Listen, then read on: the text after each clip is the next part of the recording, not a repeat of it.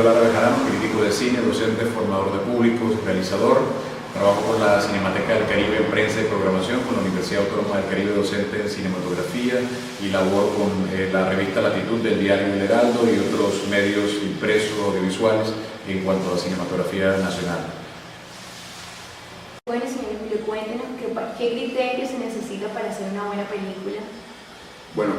una buena película debe tener voz autoral, debe representar los intereses creativos de un realizador, de un equipo liderado por este realizador. En últimas debe proponerse enfocar una mirada sobre una realidad, un personaje, sobre una situación puntual de la vida, pero debe otorgar precisamente eso, humanidad. No debe endilgar demasiada fuerza a la palabra escrita, debe desligarse de eso y reinar en el mundo de las imágenes. A la final, quien se siente y le otorgue su tiempo como espectador a una película debe percibir que el lenguaje audiovisual primó en la capacidad de sentir de él como espectador, y que finalmente lo que debía transmitirse era no simplemente una historia o un argumento, sino un momento visto a través de un lente. ¿Qué críticas constructivas le daría usted a la película Iscanul? Bueno, quisiera incluso primero hacer un comentario respecto a lo que nosotros hablamos como crítica constructiva, porque entonces supone también lo opuesto, que es una crítica destructiva. Usualmente el término crítica tiene un empleo peyorativo dentro del discurso, es denostar, destruir, incluso como en Bergman recientemente Alejandro González Iñárritu lo colocaba en voz de un personaje, es etiquetar una obra. Y creo que la crítica está mucho más que eso. La crítica debe proponerse una pedagogía del placer estético, una posibilidad de paladear, de gustar una obra, deconstruyendo los intereses de sus creadores y en últimas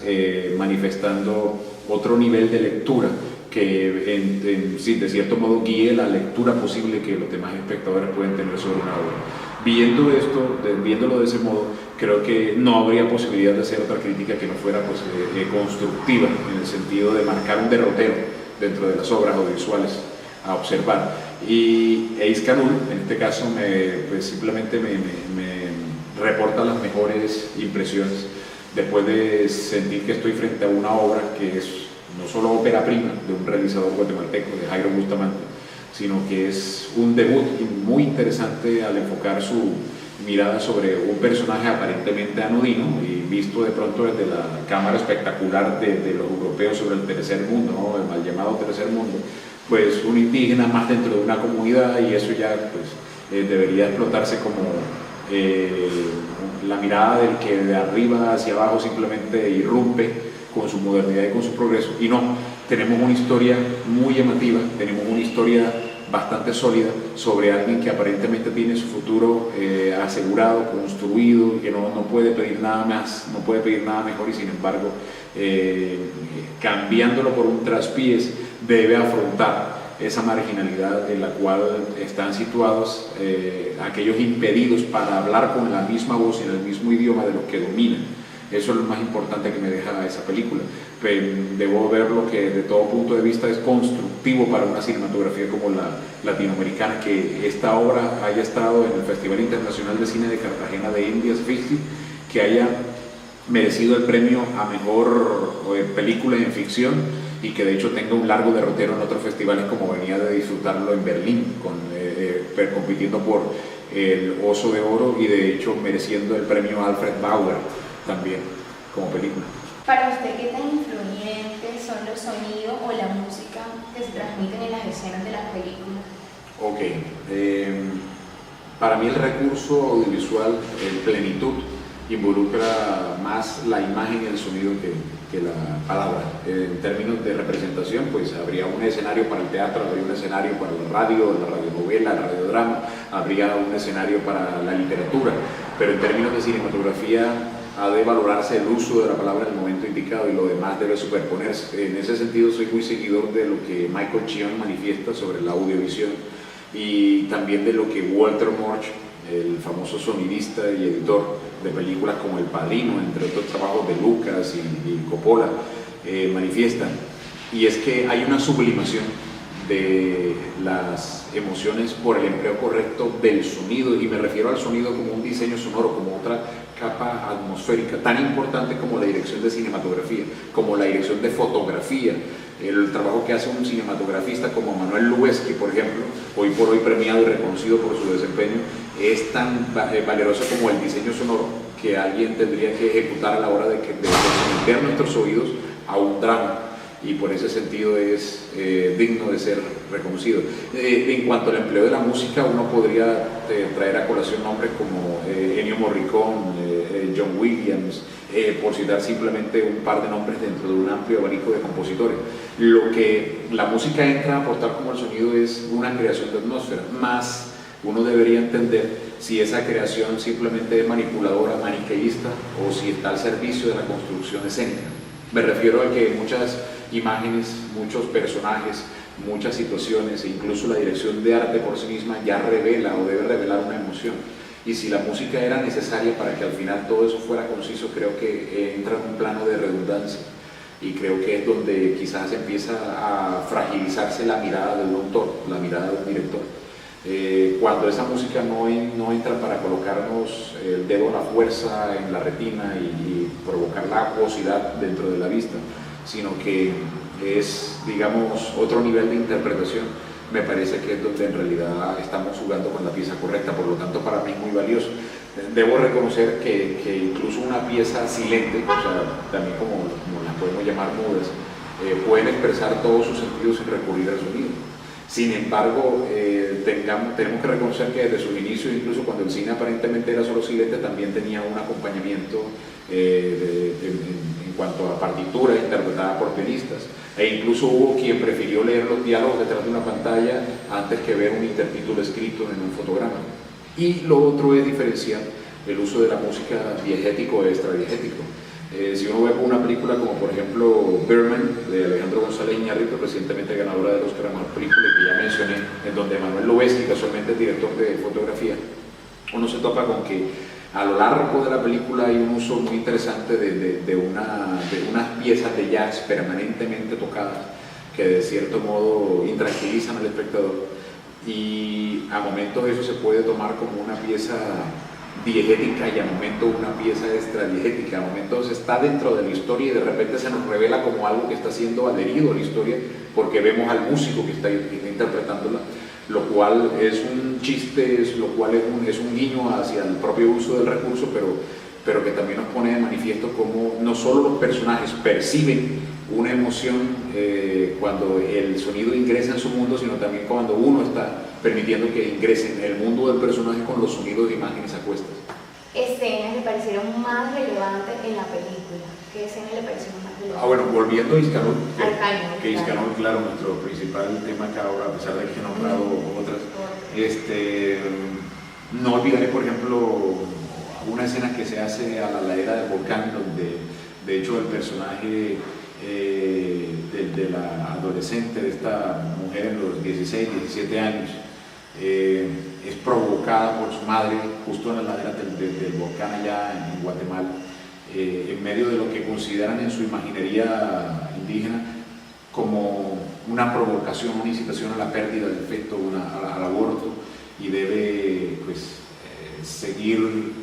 salto tras salto en medio de esa geografía y ese relieve bastante agresivo, provocando ese desprendimiento de placenta. No sé, es un momento bastante fuerte para mí. Es nada comparable a lo que nosotros en el posmodernismo abordaríamos en una clínica y en la privacidad y en la asepsia de un consultorio, pero tan fuerte y tan provocador desde el punto de vista humano, como también otra escena en la que madre e hija hablan sobre el reciente embarazo, la reciente preñez de la mujer,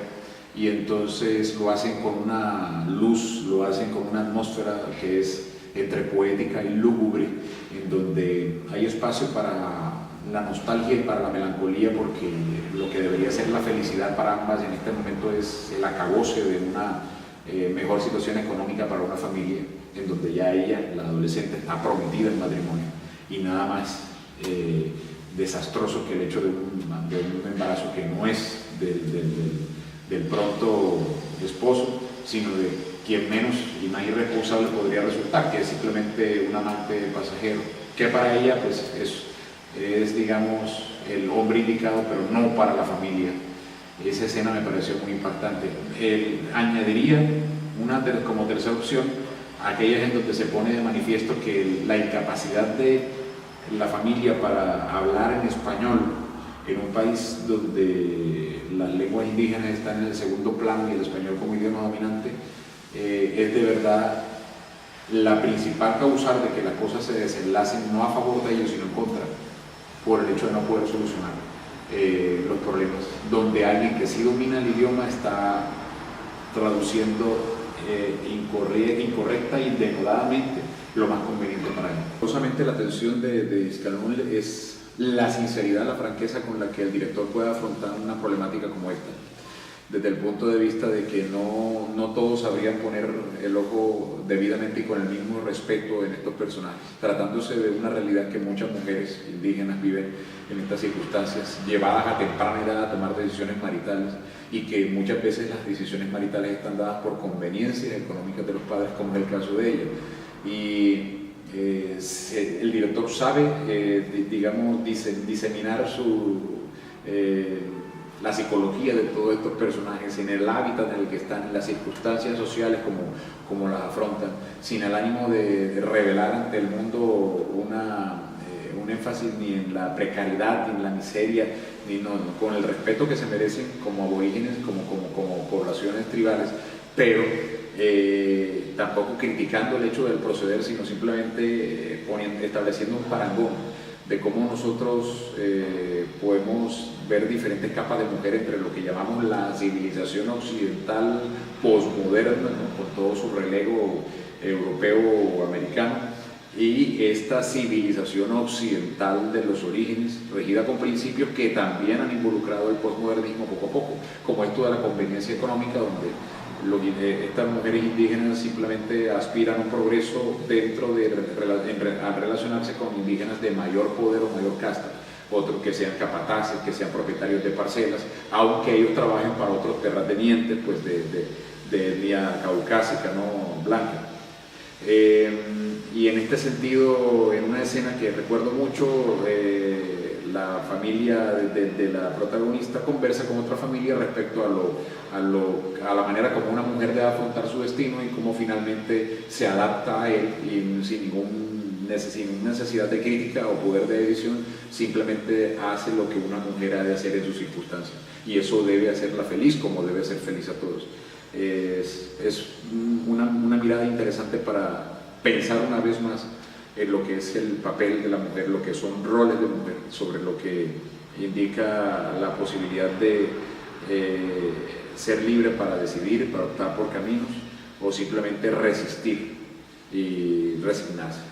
Es algo que admiro yo en la película y que definitivamente no todos los realizadores habrían sabido hacerlo, por lo menos no sin el conocimiento de su lugar de origen, y sin que esa historia estuviese en el corazón de alguien que no solamente la dirige, la produce, sino que también la gesta, la escribe, y que trabajó con actores naturales con la debida prudencia para que llegaran al punto, y dio con una actriz que, siendo aborigen, de todas maneras tenía cierta experiencia en teatro, como lo dijo él en una charla del festival, y llegó a exprimir todo lo que podía para su personaje.